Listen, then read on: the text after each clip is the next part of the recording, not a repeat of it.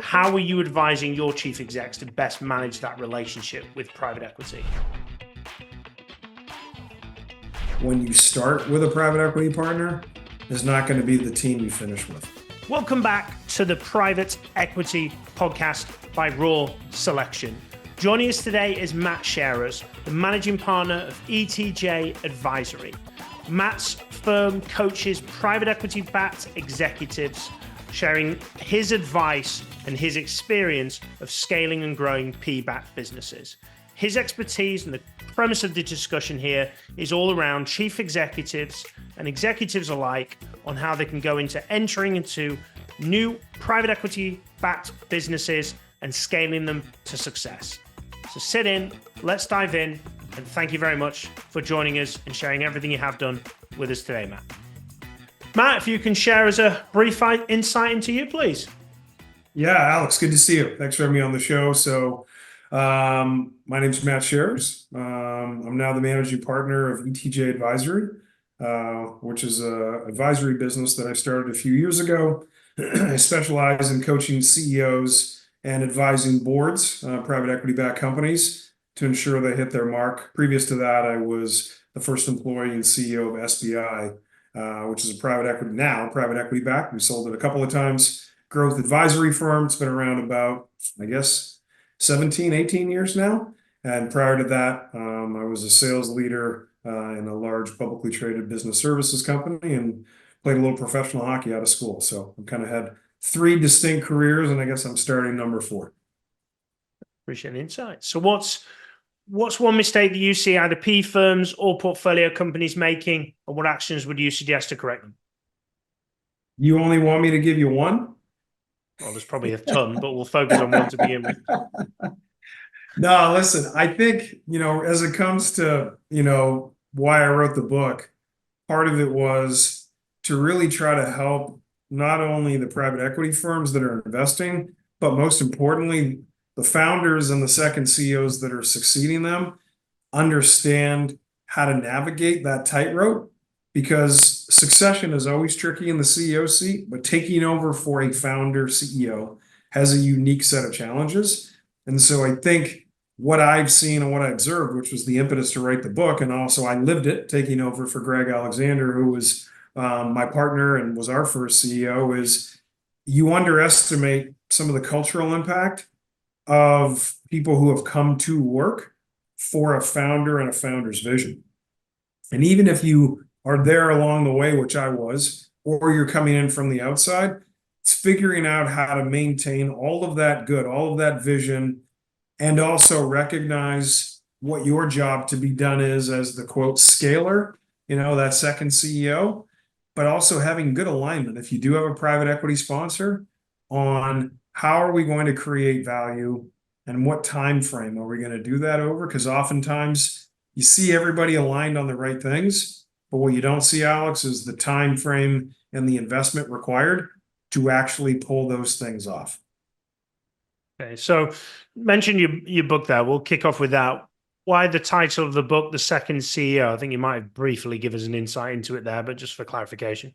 Yeah, I mean, short answer, this was the book I was looking for in 2016 when my partner Greg and the 2 other co-founders, Aaron and Mike, when we first had a discussion about me taking over as CEO and us taking the business out for a transaction in 2017, it was like, how do I do this? And going through what I went through, well, we got to a great place and were able to transact nicely a couple of times. I also recognize there were a bunch of mistakes I made. So if I could codify a methodology and an operating manual to help second CEOs not only grab the baton, but also take the company to the next level and the importance of what they do in their role, that would be a mission worth going on. So that's why I wrote the book. So your perspective, so a lot of when first-time private equity comes in, takes over from the owner, from the founder, whoever it is that's transitioning out, and you're a new chief exec coming in, a lot of the plays that we see there are huge cultural change and moving from being what usually described as a sleepy type business into a fast-paced type organization that private equity would like. Even if that business has gone through huge scaling growth, private equity still want to see more and get their pound of flesh. What advice are you sharing based on your experiences and coaching with various different people in that transition with the chief execs to help them drive cultural change? Yeah. So I guess the first one is to really define what culture means. You know, Alex, you talk to a lot of people and you say, hey, what makes it different to work at Acme? And people will say, that's our culture. You say, tell me more. The answer to tell me more is very different from 15 people if you say, tell me more, versus being able to truly describe one's culture, that it's got a set of things, right, that you won't find somewhere else. And so in the book, I talk about this ability. When I was leading SBI, we would say, hey, if someone said, tell me about your culture, we would say, hey, we're purpose-driven, vision-focused, and values-based. And then describe what each component of that was. What was our purpose? What is the vision? And then what are the values, which defines how you behave? And what that allowed us to do was have consistency across the organization, but also make culture an active mechanism for hiring, make it an active mechanism for onboarding, performance reviews, and exiting people from the firm, because that became the cornerstone upon which you did that. So I think understanding and baselining culture is critical. And then the meat of the book after that, we talk a lot about just the operating model of a CEO in a private equity-backed environment. How do you make the strategy decisions of where to play and how to win? How do you think about the core processes that run the business? How do you go from the team to your team? And then how do you build a board of directors that's the right set of advisors to guide you and shepherd you along the way as the second CEO? So if you've come in, there's defining that culture, but a lot of firms' cultures at that level aren't what the private equity firm would want and probably the CEO. So how do you go about driving that kind of cultural change to go from the impetus of whatever came before to the new impetus? Yeah. Well, I mean, first off, don't listen to the private equity firm relative to how to set culture, because they'll tell you they're investors, they're not operators. A big mistake I see is first-time CEOs or even first-time CEOs dealing with a private equity firm. They become deferential, and they're leaning on these deal partners who will tell you they're great investors. They did an undergrad at Yale, an MBA at Harvard. They spent 2 years in banking. They climbed the ladder. Everybody's resume looks the same, and they're super, super bright guys, and they would get a way higher score on an SAT than I would. However, I'd bet on you, Alex, or me, when it comes to operating a business filled with human beings and not filled with Excel spreadsheets and a deal model that goes to investment committee. And many of my buddies that lead their own private equity firms, and some very notable ones, will tell you that they don't want to operate businesses, and they're self-aware enough to know that. So a common mistake I see is being too deferential, number one. Number two, not sort of reorienting with the current leadership team and putting a stake in the ground 5 years out, what I call future back planning, to go, what do we want to look like in 5 years? What are the descriptors? When we wake up 20 quarters from now, what are we doing? What do people say? What do our clients say about us? And then how do our best people behave? And when you do that, you kind of think about a Venn diagram coming out of that, you'll start to define what you want to look like. And from that comes a refined purpose, comes a vision you can get behind, and then to say, well, how do we want our people to behave, which is where core values come from. Sorry to interrupt. Just a quick mention of our long-standing partnership with Grata. As you will probably know, the private equity scene is constantly evolving, and deal flow is moving now to proprietary and data-driven processes. Grata provides you with the data and information of over 7 million private companies. So if you're looking to improve your proprietary deal flow and improve the data access, then reach out to Grata today. Now back to the podcast. When you're doing these conversations, Patrick Lencioni talks about in his books about driving that culture and creating that level of change. How is this done as a senior management team to kind of define things? Do you bring people in from, whether it be the shop floor of a manufacturing plant or the coders? developers, whoever's in a software business to whatever industry it is. How do these things begin to build to get the buy-in on the creation side rather than going, we've decided we want you to all be like this? Yep. So you start with the C team, the executive team, top down, but having culture champions in the business at different levels who can tell you if your ideas are right, who can help shape those values and be the change agents. A metaphor I use in the book that came from the gentleman who took over SBI for me, Mike Hoffman, is you got to go to the bottom of the pool and then come all the way back up. And Mike's right when it comes to that.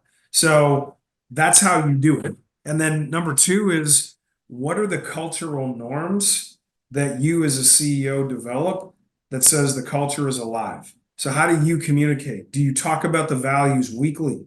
Do you have them on display? Do people feel them? Or is it just a bunch of what posted on the wall and people go, yeah, it says that, but we don't behave that way.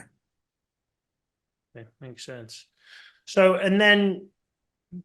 first, books centered around first-time CEOs. So I want to focus that around it. What are the other common barriers that you find private equity-backed chief executives are facing in that first-time private equity-backed business?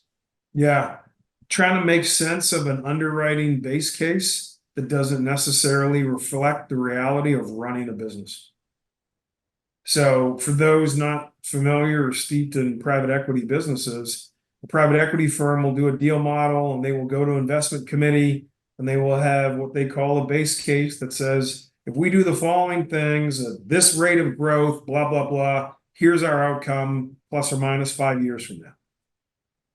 And yes, there is diligence done in building that. And Alex, you know this because you live in that world.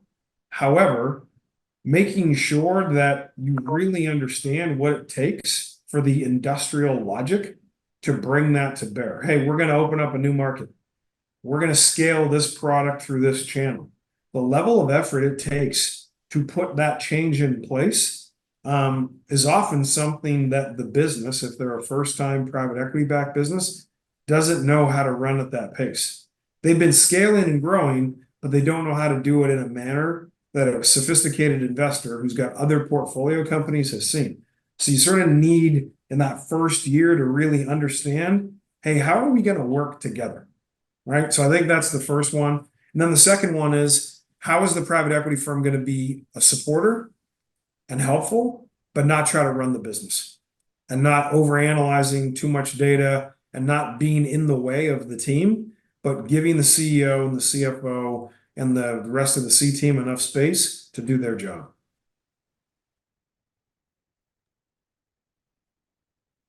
So if we're looking at a first-time private equity-backed businesses, they've come across some of the barriers that you've got.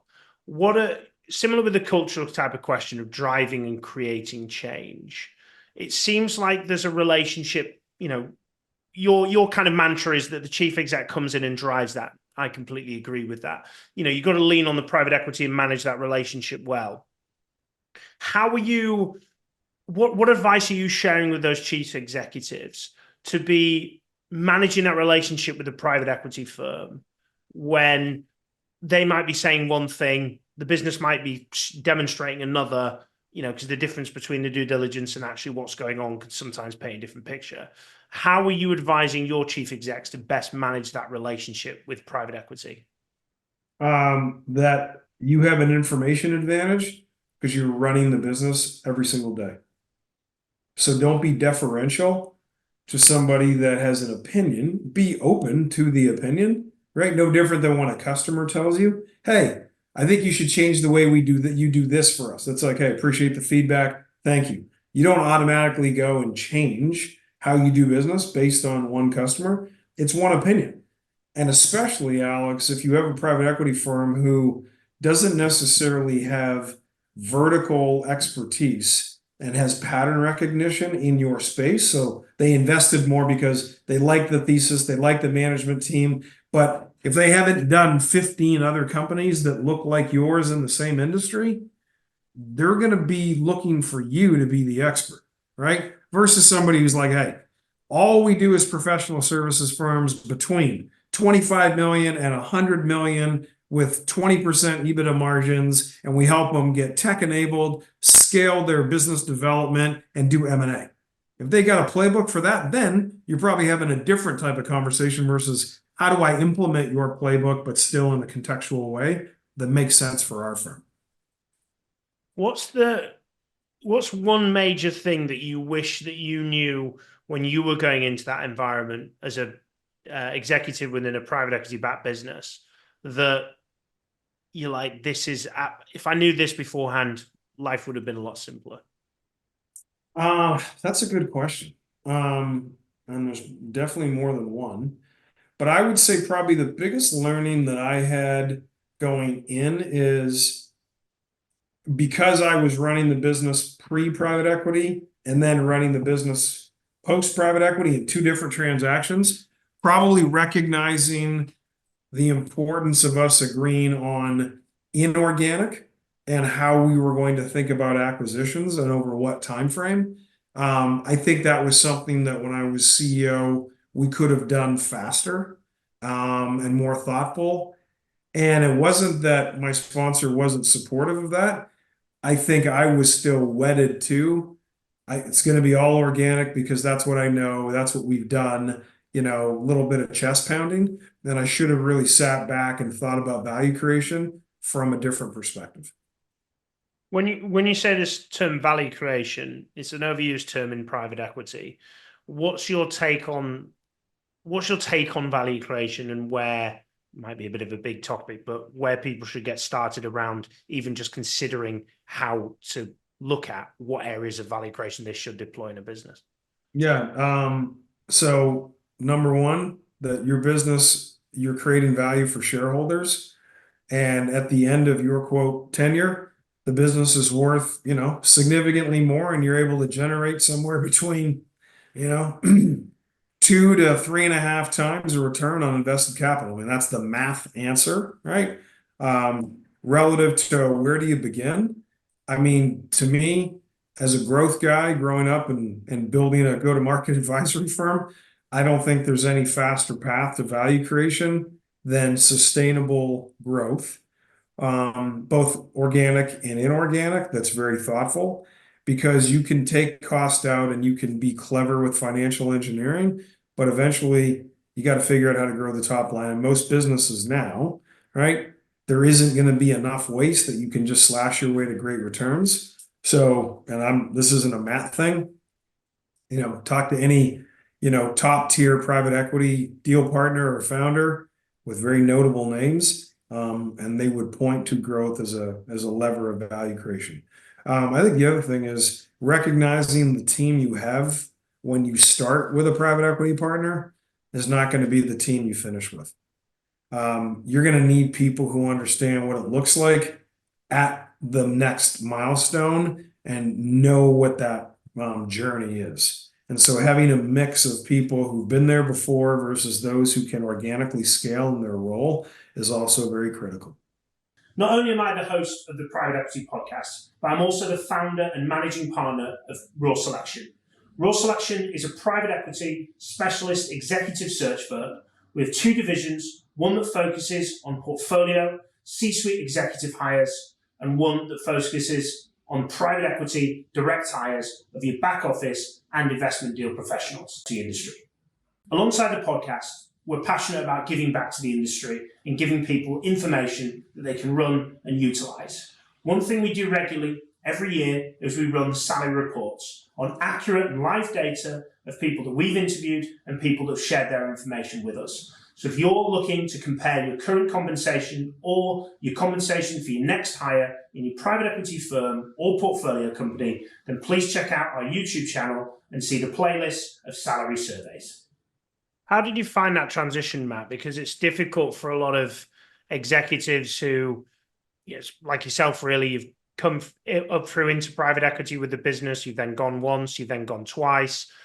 How have you found that transition of people? Because whether it's, and I love the term, you're not going to finish with the same people you started. And everyone's like, well, that sounds ruthless. And I'm like, there's two answers to that. One is those people that joined you are not the same people as they were, as in the individual is not the same person because you've had to shift them out. But then secondly, that X person, whatever exec title, job title, whatever, has had such a transition between running a business that was 20 million to now running a business that's 150 million, is that they are a complete different person than they were with regards to capability. So it can mean the same people. Yeah. What's your take on being able to develop that shift, to be able to develop those people, but also be able to make those changes when needs be in what can be a very high end, very ruthless environment as perspective, but basically it's just that people are asking the very highest of businesses and people, Yeah. because we're not taking 30, 40 years to do what private equity is doing in, well, ideally 5, but sometimes takes Yeah. 7. Yeah. So I think there's a couple things. One is realizing that before you talk about who's going to take a role on your executive team, what does the function need to deliver? And very oftentimes, Alex, I'll see people talking about, well, Sarah should do the following. And I think I can move Bob into this role and he's good, versus going, okay, relative to how we think about customer success in our business now with 300 clients and X amount of ARR, if we hit our targets, we're going to have 1,100 clients. We're going to have this amount of ARR with multiple products. What does that leader look like who can run that size of an organization? And you think about the business objectively, right? Which is where private equity firms are great. They don't get wedded to people. They're very unemotional. Leaders often get emotional and they get tied to people, especially their people. Hey, he's my guy. I hired him, right? I know his family, etc. We, did all this stuff together. And you have a hard time going, man, I don't know if Bob can get there. So to me, it's understanding the role and the function and its importance in your value creation plan. And your top 3 executives should be tied to your top 3 levers that are going to drive value, because not every executive role is created the same in companies. If you're in a software company, you have to have a great product guy, you have to have a great revenue leader, and you got to have a great customer success retention person. I'm not saying that you don't need a great HR leader, but they're not going to be the difference maker if you stack your top 3 executives. It's a fact. So if you have any, when do you advise your executives when they start to think this person's maybe not going to make it? At what point do you start to think, because what I tend to find is we tend to hold on to people for far too long. Sure. And that's both within our business, but also, private equity backed organizations. Even as a search firm, we do make that mistake, especially prevalent in recruitment. When do you start to go, we need to start thinking about what we're going to do here? After the first, what I call the listening tour, which is that first quarter in the job, whether you were an insider and you got promoted as the first or second CEO, or you came from the outside, you're going to kind of size up customers, market. You'll get a real sense. Like, yeah, you did your diligence in the interview process, but you're going to really know. At that point, being able to sketch out and go, okay, I've seen and heard enough. I probably have 1 or 2 people I got to move on quickly, right? In the next 3 to 6 months. I probably got a couple people on my team that are wait and see, but I need to make some decisions with them probably months 9 to 15. And I probably have 1 or 2 spots that are identified as holes or maybe potential new roles in the exec team. But by the middle of year 2, you want to have your team in place and a team that can really help you scale and spend the back half of the hold period bringing the plan to life. Perfect. Appreciate that. What are your influences, Matt? What do you read? What do you watch? What do you listen to that you would recommend that others check out?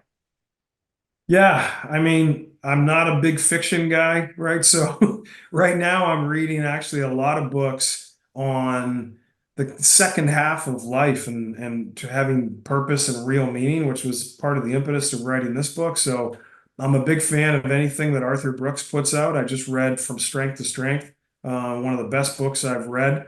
So that's one.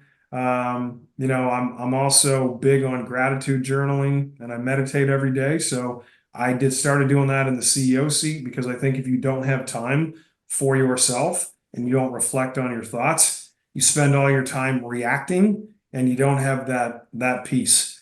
And then, number three, I still love sports. I grew up playing hockey and that was my job out of school. So I find some time for a little American football and watch some golf. So Nice. And if anybody wishes to reach out, Matt, post this, how best do they get in touch, please? yeah, I think LinkedIn is easiest. Instead of telling you my email address, you just find me, Matt Sharrers, Sharrers. I'm on LinkedIn and I'm pretty easy to get in touch with. Well, Matt, thank you very much for coming on to the Private Equity Podcast today, giving certainly a good insight for CEOs and other executives on how to transition from the business from founder-led, founder-owned into private equity-backed. And no doubt a lot for private equity firms to listen to as to the ownership they give and accountability they hold against their executive team. So thank you very much for coming on to the podcast. Thanks, Alex. I appreciate you having me and keep up the great work. And for all of our listeners out there, if you haven't already done so, please do subscribe to the Private Equity Podcast that comes out every single week. But till the next time, keep smashing it. And thank you very much for listening.